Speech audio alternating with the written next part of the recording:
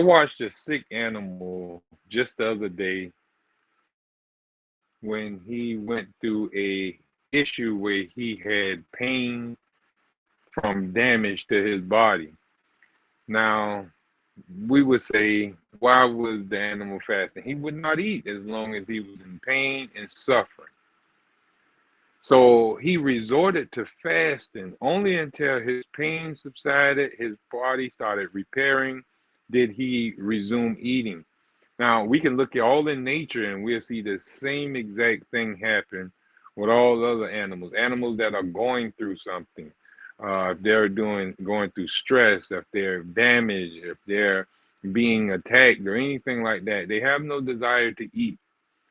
Now, not only are these so-called dumb, you know, you'll say dumb fellow creatures, they have this fasting cure instinct, but so does man. But we just don't understand how to pay attention or observe those instincts to fast. When we are given the instinct to fast, food don't taste good to us. Food, we can't smell food. Food has no smell to us. We just don't have a desire. And matter of fact, when we look at food, it makes us nauseous. We want to throw up. There is no thoughts about any good food to eat. All we want to do is go to bed and different stuff. So the instinct is there, but what our families and friends been telling us was that we need to eat to keep up our strength. Now we're going to be talking about fasting in this whole show. I am your host, Dr. Ferrante Frazier. I'm a holistic practitioner here out of Savannah, Georgia, and we teach a science called natural hygiene. And this science does not use the holistic approach, the I guess you'll say the conventional holistic approach about using remedies, herbs, medicinal treatments, or anything of that nature. We don't use medicine at all. We don't resort to any type of treatment. We believe that the body is a self-healing organism, and as such, all it needs is the cause of your problem removed, and then you supply the primordial requisites or your basic needs. The basic needs of this body, such as fresh air, sunlight, water, ideal food, and some of the other stuff you always hearing us say on this show. If you supply that to your body, then hey, you don't need no remedy. You don't need no treatment. The remedy is a rightful living, a better lifestyle, abandoning the unhealthy habits. Those are going to be the key. I'm glad that pretty much watching this show. This show is a show that we do every Tuesday. It air on Our Black Media. Make sure that you follow Our Black Media. If you haven't followed it yet, definitely go to YouTube and look up Our Black Media and follow it. Make sure that you go to the Facebook page. Also, go to on Roku. You can download the Our Black Media app and follow a lot of the shows that Our Black Media platform has up there. All things relevant to us. These things are relevant in our day and time. And this show, which is Natural as Elf, aired every Tuesday at 6 o'clock, is very relevant to our time. Matter of fact, it transcends time. The things that we teach here on Natural as Elf was necessary when man first evolved upon the earth, and it will be necessary for him to follow until the last man takes his last breath here on earth. Matter of fact, if this philosophy that we're teaching, so-called shift and change, or is depleted from the earth, so will mankind deplete or be destroyed from the earth. So these things that we teach, such as fresh air, sunlight, ideal food, and clean water, those things are necessary. And if those things are, so happen to disappear from the earth or become so contaminated that man cannot, live in this environment, he will no longer be available to be here. Now, our we're just talking about this fasting thing. This fasting thing is very important. Fasting for health is something that we've covered on this show many a times. I also talked to you about Dr. Herbert Shelton. He has a wonderful book out called Fasting Can Save Your Life. It's a practical book on teaching you. You can look at some of your health issues and look it up in the book, and it'll tell you how to combat your health issue using fasting. Now, fasting is not a cure, and we're going to talk about that here later on in the show. Fasting is not a cure. So remember, in natural hygiene and what we teach, we don't teach cures. But what we do is teach rightful lifestyle habits that promote the body to heal itself. It is the body that heals itself with removing cause, providing the body with the right nutrients, and time. Time, proper nutrition, and removal of cause is the only thing that can correct your body and allow your body to heal properly. It is the body that is the healer. I'm going to say it again. It is the body that is the healer.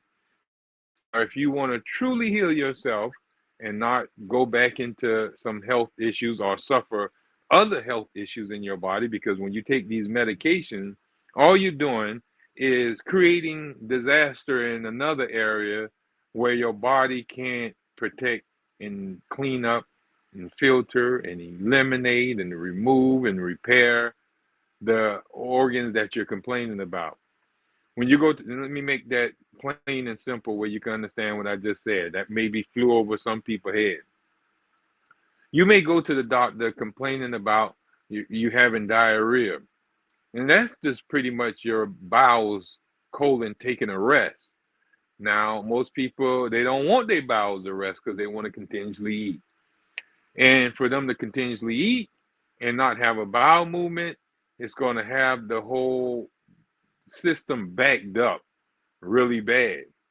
And you're going to start vomiting. You might have a bunch of rumbling. You may have bloating going on.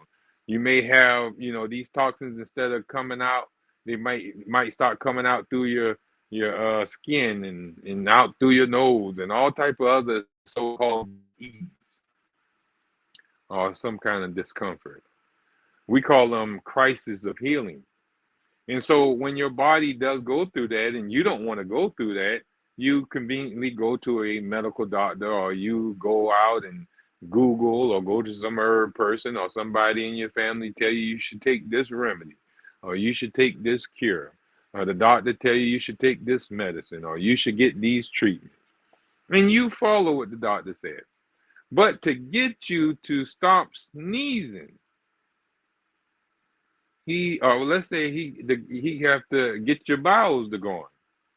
And so to get your bowels to going, he forces the bowels to go by irritating it. He allow you to ingest a poison that is so irritating that your body must rid it via the colon.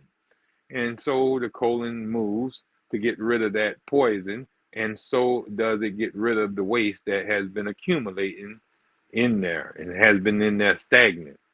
So you get a movement. And so now the body don't have to sneeze anymore. But some people would say that's a good thing. The bowel moves. But to force a tired bowel into movement is to bring on a greater chronic constipation. Yeah, you may have made it go this time, but now it got to rest even longer. And it have to repair the damage from the irritation of the poison that you took. Now you see it not a very favorable thing to do. So for medicine to work, it must cause damage to the body to get it to work. Now that damage have to be repaired. That's a waste of energy. That's a waste of the body's vitality. Now, the constipation becomes even more chronic. Now you're going to have to take 2 of his pills to get a movement, then 3, and then 4, and so on. But what we're going to show you here in this segment is we're going to talk about fasting, and we're going to talk about it from the nature orthopathic perspective. We believe that all disease is right action. Everything that the body is doing is it's supposed to do, and it's doing for you.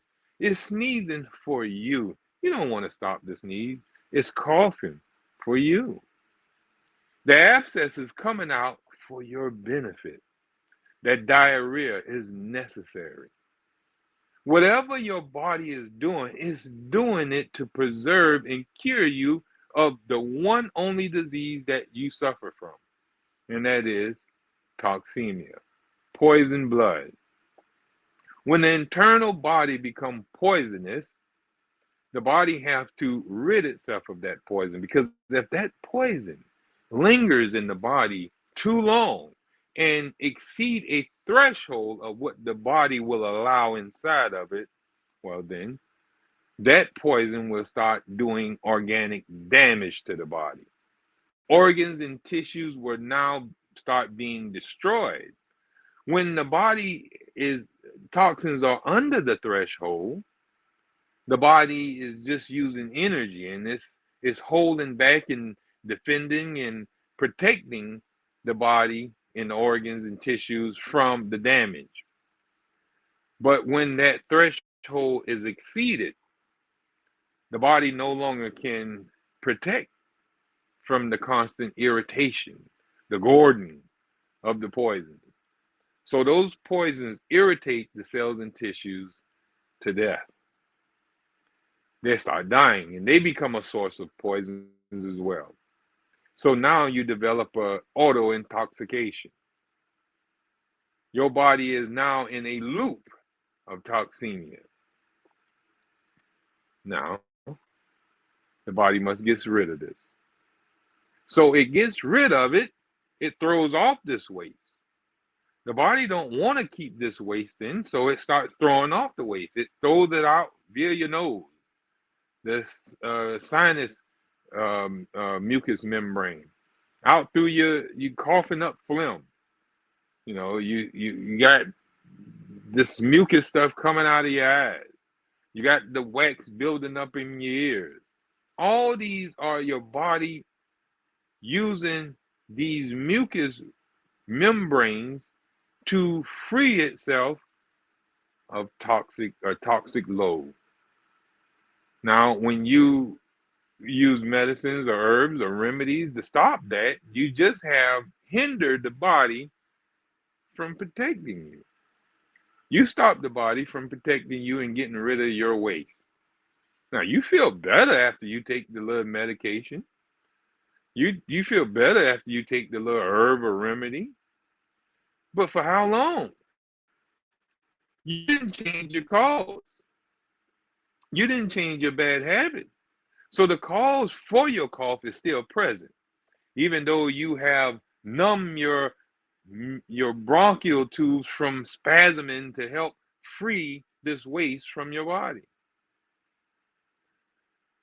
You may have stopped the diarrhea by locking up your bowels,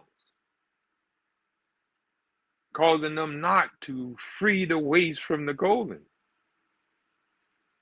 Now, is that favorable? It may give you a little bit of relief, but relief in this manner is not ideal. The best relief is something that is earned by you allowing your body to go through the process of healing, the process of detoxifying itself. And what we're going to do, we're going to take a quick little second. I need to look over something, so I'll be right back in just a second. Check out this, and I'll be back.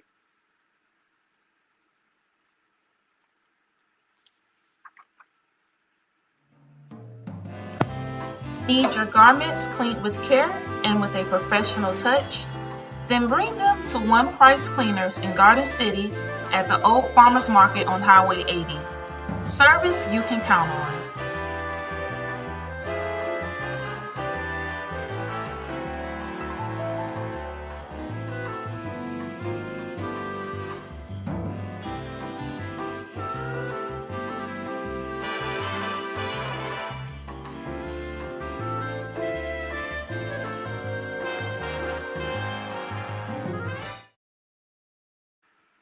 All right. So we're talking about fasting, and like I said, fasting is not a cure, but it can be utilized to allow the body to cure itself. So fasting is not the cure. It's just that it puts the body in such a position that it can cure itself so rapidly. Because when you're fasting, you're not retoxing yourself with food, with drink. You're resting.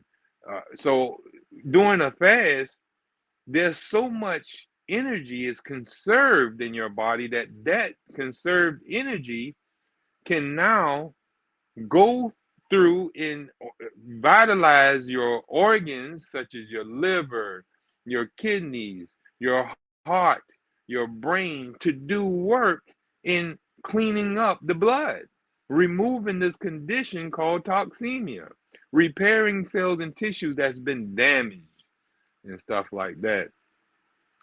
So your kidney can heal itself, and then as it get healed, it goes around and filter the blood better.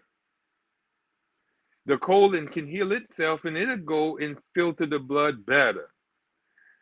The liver will do its job of making hormones and different things in which to help neutralize toxins in the body. The lung would do a better job in filtering out carbonic gases and different air pollution. So these organs, as they become healthier and with more vitality, more energy, that you're not throwing away with food and wasteless activities, that energy can now be conserved and used for vital redemption. Your body can go through a period of restoring itself, healing itself. This is going to allow the blood to become cleaner. And as the blood become more pure, then that pure blood goes and pick up more waste and trash from the cells. More filthy lymph fluid can be dumped into the blood. And as the lymph fluid is moving and draining, it can take filth from the lymph nodes that's been trapped up in the lymph nodes. And so you don't have to have this lymphatic cancers. You don't have to have these lymph nodes that's swelling and becoming hardened that have to be removed throughout your body. Drainage will be established in the body when you have more energy. And when that more energy, the organs of elimination can filter and move toxins out of the body. And that energy comes from a physiological rest, which is fasting. When you eat food, man, food requires so much energy to digest that food, to absorb that food, and then to assimilate that food, and then to eliminate the waste from that food. That requires a lot of energy. In fact, it usually put people to sleep. People eat and fall asleep. You're going to see that in a couple of days for Thanksgiving. People are going to be eating and going to sleep while they're eating because that food is going to require so much energy. It's going to put them in a state that we call a coma, sleep coma. Now, most of us call it the itis. They're going to have the itis. The itis is a sleep coma, a food coma. They eat themselves to sleep into a coma. The body have to shut down to use its energy, take energy from everywhere just to digest and render that food, break it down. Because if it don't, then that food's going to sit there in your stomach and rot and become a source of purity, you know what? Purity, torture, trauma. When food is not digested properly, that food sits there and rot and favor bacterial growth, violent growth of parasites.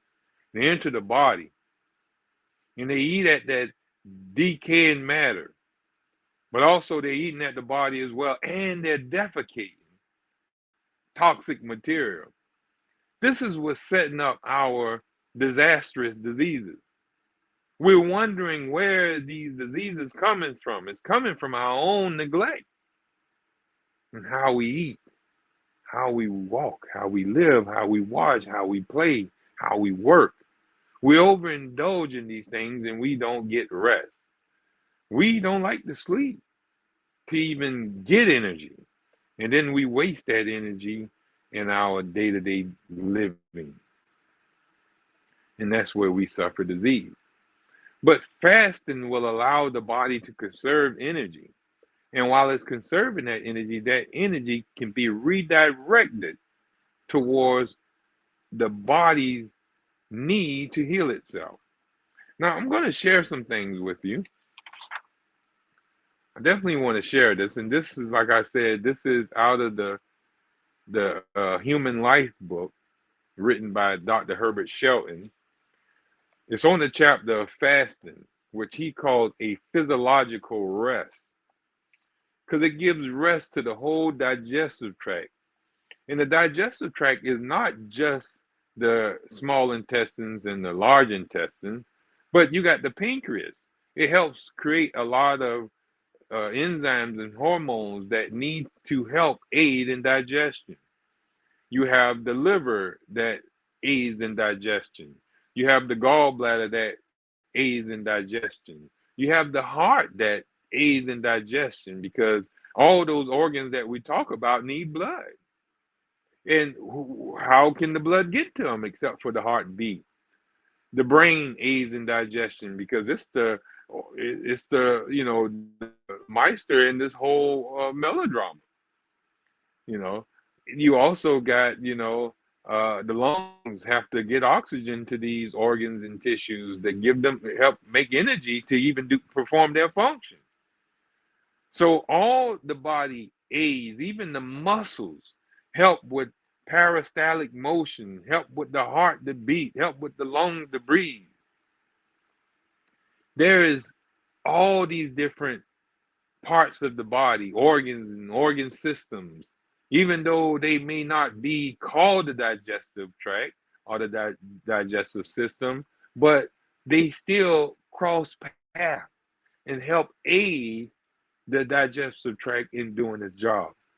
But when the digestive tract is not having to work, then not only does the digestive tract rest and the energy that would have been used for it is conserved, but even the other organs that aided the digestive tract, they also get a rest.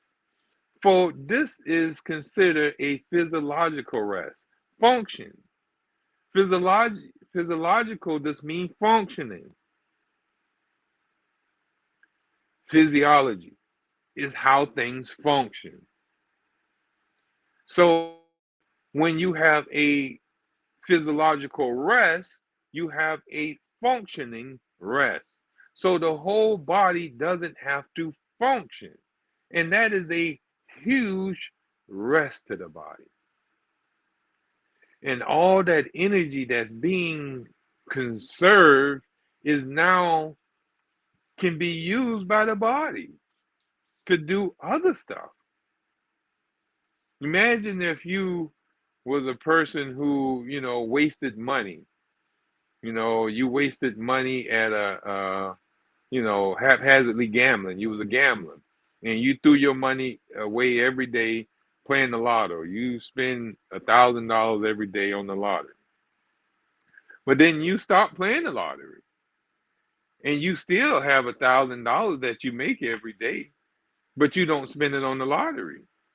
So now all that money that you are saving because you're not playing it on the lottery now can be used for other stuff, like buying you a new car, fixing up your house, buying you new clothes. But if you only make $1,000 a day and you spend $1,000 in the lottery every day, there's no money to buy a new house or fix up your house or buy a new car, fix up your car or buy new clothes. But when you stop for a week or two of playing the lottery, you have money that's being saved. So this is the same thing with the human body. When you stop eating, you are saving money that now the kidneys can use in repairing itself.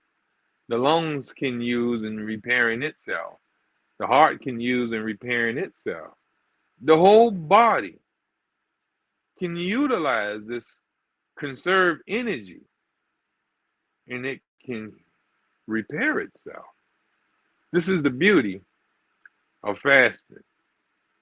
Fasting is not the cure. It's just that the fasting puts the body at a physiological rest that now energy can be conserved and then redirected. So it's not fasting that's curing. Let me make sure I get that clear to you. Fasting is not a cure. It just allows the body to do at rest what it can't do full speed ahead. That's the beauty. All right, so let's look at some of the things that Dr. Shelton says that benefits from a physiological rest. He said the muscles during a fast, as has been shown by investigators, the skeletal muscles may lose 40% of their weight, whereas the heart muscle loses only 3%. Glycogen and fat disappears first. And lastly, some of the protein, but the heart is fed off the less essential tissues. The loss of fat or muscle might occur at any time without impairment to health. So what he's saying is when you see people undergo a fast and it seems like they're diminishing, it's not the actual muscle that they're losing the fat that's interwoven in the muscles. They're losing water that's in the muscles. All right. They're losing the glycogen reserves that's in the muscle. That's where all the sugar stores. The glycogen is a form of glucose that's stored in the muscles. It's also stored in the liver. But in the muscles, they're stored in there. And when you stop eating, then your body have to feed off of its reserves, its stores. So glycogen is the store that it's going to go to first. And since you're not eating to give the body no sugar, glucose, it goes to the store. It's stored up glucose, which is glycogen. And it starts using that glycogen.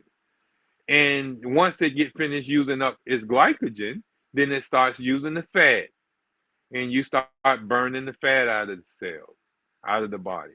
And once it start using the fat, then it'll start going into the proteins and start breaking down the muscle to fuel itself, to fuel the rest of the body.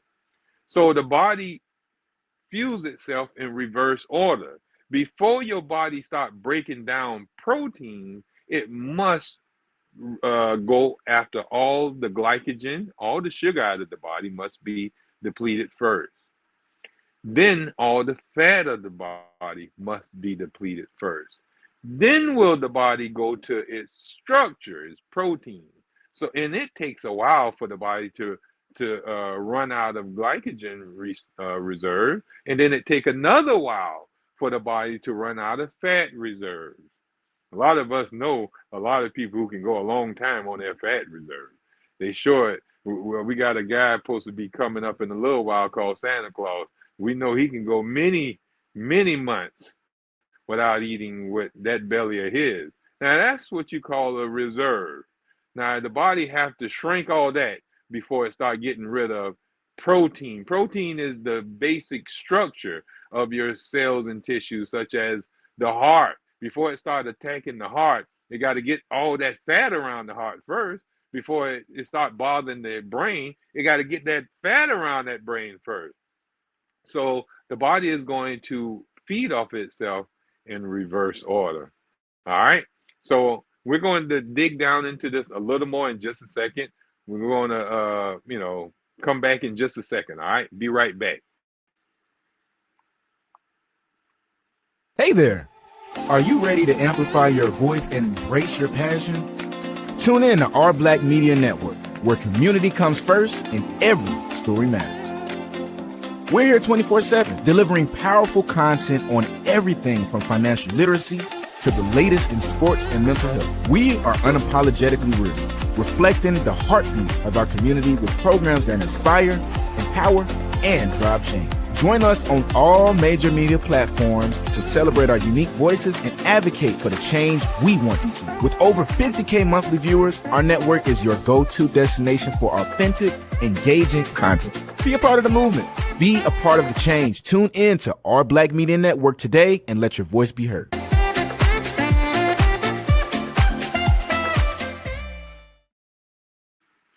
Well, from observation and different investigations, the heart really doesn't diminish that much while fasting. You know, you might see the person belly disappear. You may see the fat rolls up under their arm disappear. You may see that gobble gobble up under their neck disappear. But the heart doesn't really shrink. Matter of fact, the brain has in bones has been known to grow during a fast. Why? Because they're feeding off of the low grade material or the less material. So as the body is, the brain have to be fueled. The heart have to continue. They're vital organs that we actually need. So the body is going to start sacrificing the low grade material to feed the high grade material, the vital tissues. So it's going to start getting rid of tumors, polyps, cysts, abscesses, fibroids, and all type of scar tissue and stuff. It's going to start taking that stuff out of the body to fuel your brain, to fuel your heart, to fuel your liver. Your vital organs have to have fuel. So they are fed on the lesser important cells and tissues of the body. This is a beautiful thing. The nerves, like I said, it really don't go under no type of damage under during a fast. All right, the blood becomes cleaner, more purified because you're not putting any poison in there. The stomach is given a rest. He says it is afforded an opportunity to repair itself. A prolapsed stomach shrinks and resumes its normal size and tone. Its morbid sensibilities are overcome. You won't be craving the hot food or have to have the spicy food. You won't have this craving, this gnawing sensation going on in your belly once you go through the fasting process. The lungs, it says greatly benefit. You're going to see, because most people, they go on a fast, a lot of issues of their lungs are corrected. They're cured, of diseases such as tuberculosis. That's been known to be corrected during a fast. Pleurisy, that's something I witnessed myself get corrected.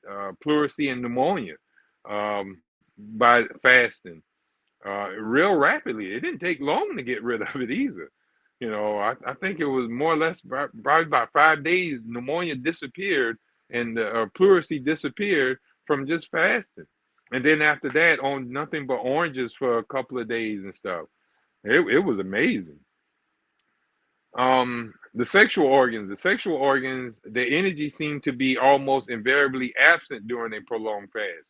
So a person who does do a prolonged fast, they may notice that their sexual organs are not working during a prolonged fast, like 30, 40 days or something like that, because that's going to be drawn back on.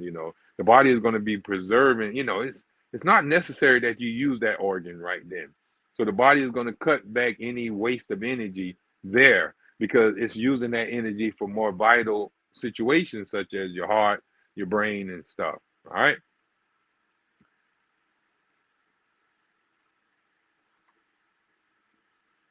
Now, it doesn't mean that it have to be that situation. Neither does you have to become impotent just because you're fasting. All right.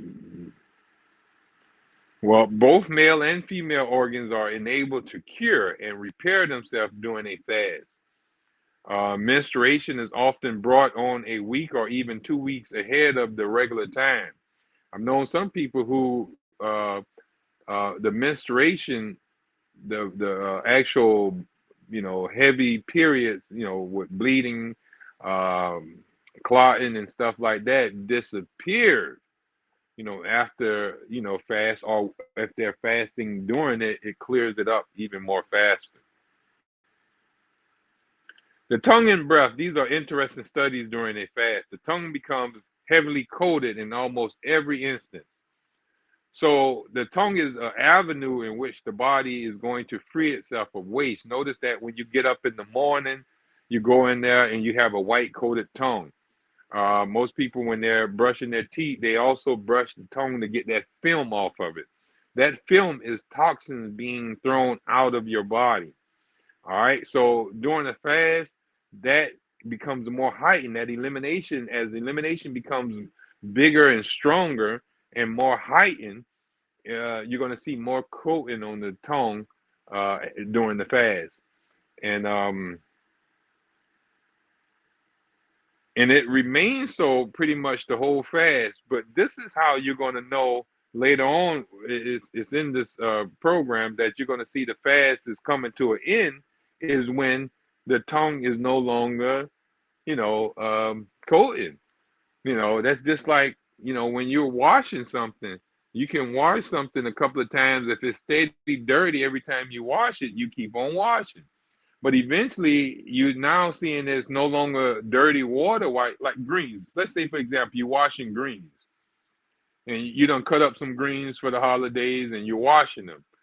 The first wash, you see a bunch of dirty water, and you wash it a second time, and there's still dirty water, and you wash it a third time, and there's still dirty water, and then you wash it a fourth time, and now it's getting cleaner.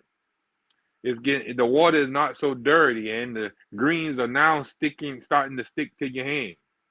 Now you knowing that the greens are now getting cleaner, and you wash them again. Now the water is clear and the greens are just sticking all to your hand. Now you know the washing is complete. This is the same with a fast. When you're fasting and that tongue is coated, in flurry, you know that the fast is underway, it's active. And when that tongue starts clearing up and you wake up one morning or in the evening or whenever you go to look and you see that tongue clear, the fast now can be broken. It has come to the end. All the waste and toxins that you had in you are this round of cleansing has come to an end. Now the body is asking for you to stop and need for you to go into now resume eating. Now eating is that's something we also need to talk about as well. Once you break a fast, it need to be broken properly. Depending on how long the fast is. If the fast was no more than about 2 or 3 days, you just need to break the fast with fruits. But if the fast was a prolonged fast of 20 or more days, then the stomach has really went into a deep sleep and need to be woken properly. Now, the proper way to wake up a digestive tract that has been sleeping for 20 plus days is to slowly wake it up. We usually break fast with a juicy fruit, watermelon preferably, but it will only be a little piece of watermelon to wake it up. The longer the fast, the less food needed to wake the stomach up. Anything more will do damage to the stomach and cause more problems than when, worse situation than you even start before you started the fast. So I know some people even tried waking up their stomach with a piece of chicken and were going through it for days and had to go back into fasting to do, correct the damage of a piece of chicken they ate. Some people did it with macaroni. Some people did it with all type of different, food items. And I always tell them, if I'm supervising their fast, please call me before you eat anything. I don't care if you're gonna break the fast, cool, but talk to me first before you do it, because you got to break that fast properly. Otherwise, you're gonna be in a world of trouble. All right. So I just wanted to put that in there before you go and start doing the fast, and we don't have enough time in this program to teach you how to break the fast. I went ahead and share that with you now. Now, the temperature, according to Dr. Shelton, in the matter of body temperature, fasting presents us with a very paradoxical series of phenomena. In fever patients, the temperature invariably falls to normal as the fast progresses, whereas in those chronic cases where the temperature is habitually below normal, it will slowly but surely rise until it reaches normal by the time the fast should be broken. So here, as you're doing the fast brings you back to what is normal. If it's too high, it brings it down. If it's too low, it brings it up right to where normal is. So fasting allows the body to cleanse itself to rectify its temperature issues. This is a good thing. Gaining weight after the fast, well, let's look at losing weight uh, during the fast. Now, I want to make sure I read this all the way to you. So bear with me on this one. We usually say that a faster loses about a pound a day. However, the loss of weight varies greatly depending on a number of circumstances. Fat subjects lose more rapidly than lean ones. The more active physically one is, the more rapidly he loses weight. The longer the fast progresses, the less rapid is the loss in weight.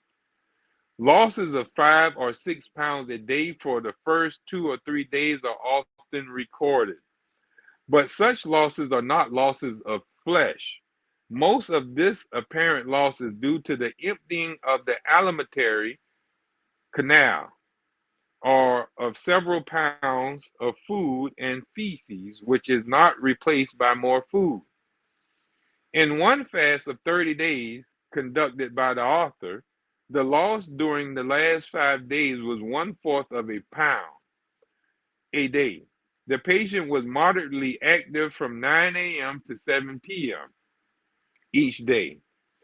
During Mr. Johnson's 30-day fast, he lost from 1/2 a pound to 2 pounds a day. On the 30th day of the fast, his loss was 1/2 a pound.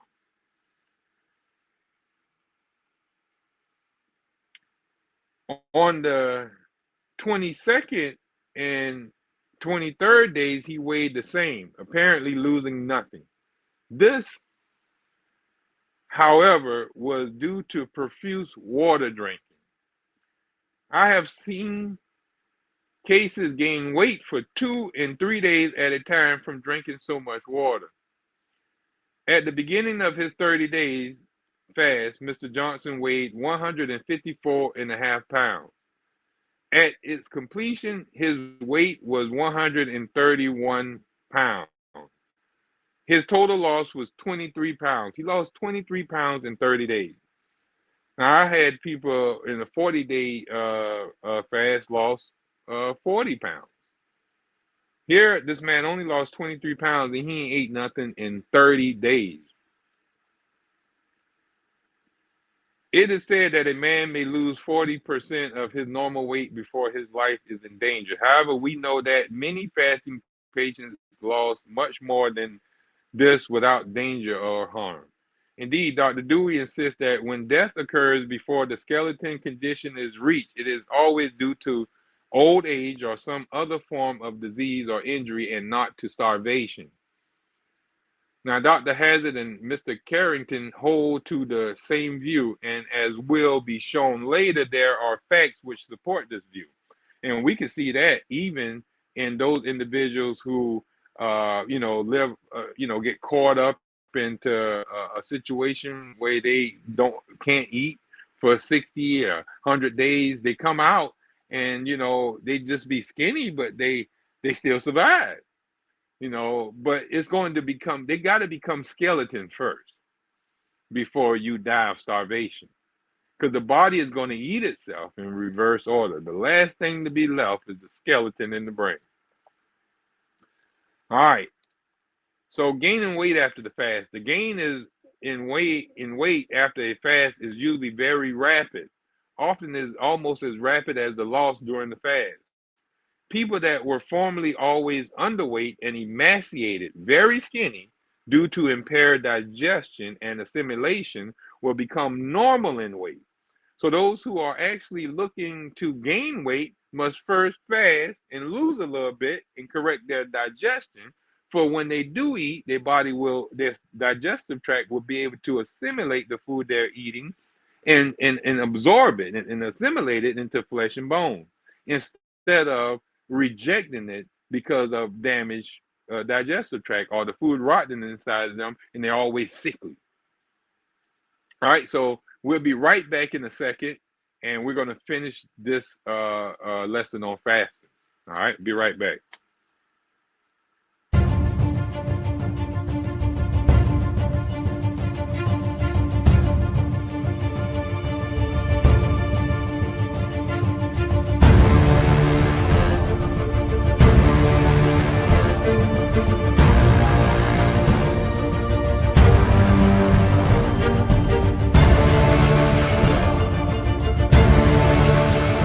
Oh, I mean my friend, your Savannah homeboy, Clarence Thomas, made sure that I don't go to prison.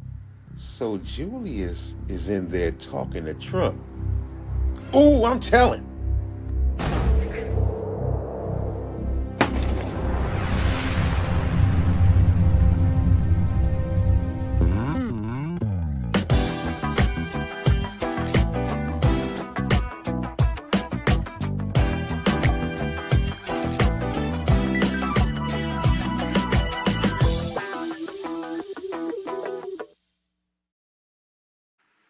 Now, there's a thing about fasting and versus starvation. Fasting versus starvation, those are not the two same things. A person who is fasting, they willingly enter, a fast. They're not eating because they don't want to. Starvation is something that happens when somebody, they want to eat, they just can't eat, or 'cause there's no food, or something like that, and or the fast went too long, and they just, when the body told them to go back to eating, they just ignored the body, and they just continuously didn't eat, and that can bring on starvation. So the return of natural hunger marks the dividing point between fasting and starvation. So long as there is no desire for food, the individual who abstains from food is fasting. After the return of hunger, the individual who abstains from food is now starving. All right, so let's go to no enemas during the fast. Some people want their bowels to move while they're fasting, but bowel movement is not necessary because there's nothing going in, nothing has to come out. But you will still have bowel movements because the body will still be eliminating waste out via the system. It's coming out of the body. You're not just moving food through your colon. Now you're pulling gunk out of the internal environment, away from your heart, away from your brain, and different other organs and tissues of your body is now throwing out their trash. And now that's being dumped into your colon, being dumped into your kidneys, being dumped out of your lungs, coming out via other routes of elimination. So the enema is not necessary. There's no benefit from it. Fasting during pregnancy. During the early part of the pregnancy, fasting is okay. But after a point, especially with morning sickness, if they want to get away from morning sickness, fasting is the best thing, because morning sickness is no more than the body trying to prepare the environment for the growing embryo. But you can help prepare that by fasting. It'll help detox the body and prepare and clean up the environment as well. So the morning sickness would disappear if you just stop all that eating. Now, this is necessary if while you're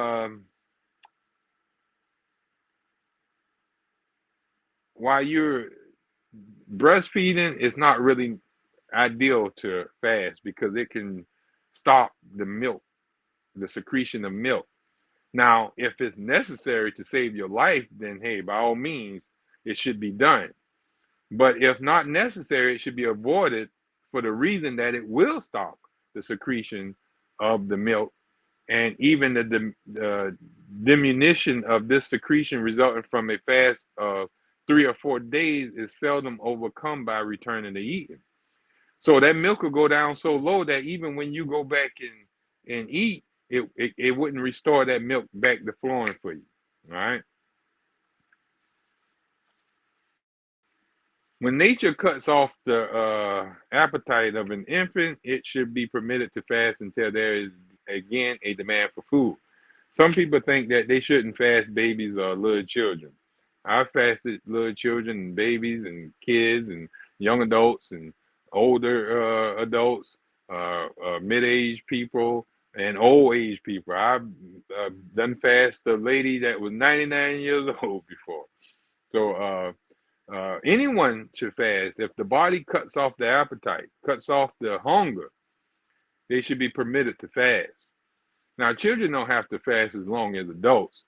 Their body tend to recover damage real rapidly. They usually seldom have to fast more than a day or two.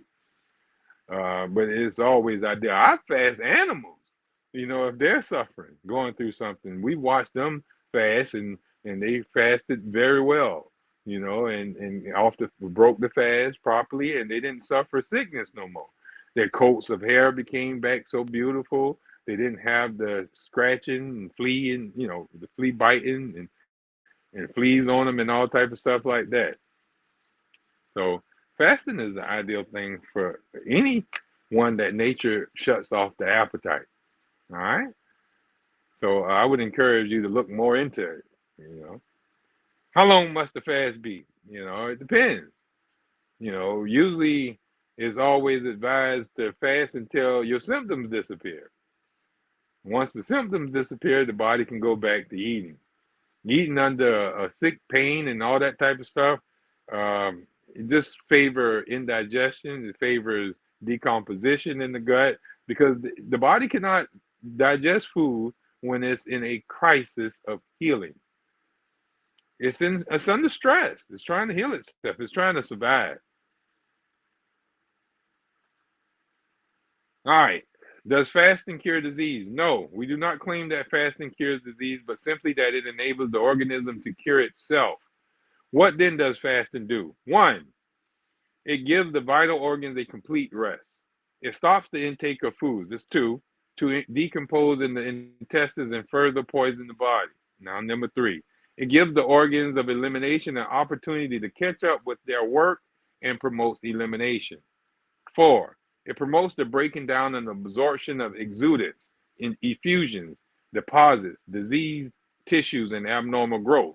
Because if you're not putting nothing in, your body have to start eating off itself, and it's going to eat off the abnormal tissue.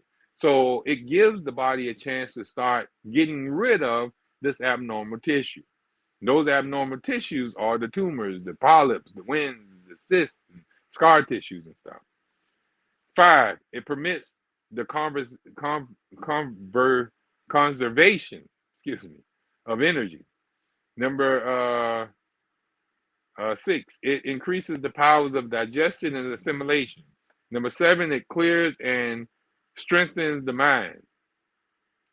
All right. So when should a person not fast? A person who fear to fast should stay away from fasting. If you fear fasting, think fasting gonna kill you, then you don't need to enter into a fast. Fear itself may kill you, where the fast would be a very good benefit to you. It'll kill you if you fear it. Extreme emaciation. In such cases, a long fast is impossible. A short fast of 1 or 3 days may often be found beneficial, or a series of such short fasts with longer periods of proper feeding intervening may be found advisable. So people who are suffering with emaciation, we usually have them fast for 1 day, and then we have them eat for 3 days. Have them fast for 1 day, have them eat for 3 days, and so on until their body like kind of correct and heal itself and build itself up. All right. In cases of extreme weakness or degeneration cases, even in many such cases, a series of short fasts, as mentioned above, may often be beneficial. In the last stages of consumption and cancer, the fast can be of no value except to relieve the patient's suffering. It may prolong life a few days. However, fasting is of distinct benefit in the early stages of both these diseases. So in the early stages of cancers or consumption, degeneration, fasting is of great benefit. I want to thank you for sharing this time with me. Hopefully you'll come back and catch us every week where we're going to be talking about more concepts of natural health and how the body can heal itself using the natural principles that we teach called natural hygiene. So until next week, I want you to have a great holiday season. Don't put yourself into a food coma, but make sure you eat predominantly fruits and vegetables and be thanksgiving that you still have life. Best of health and happiness. See you next time.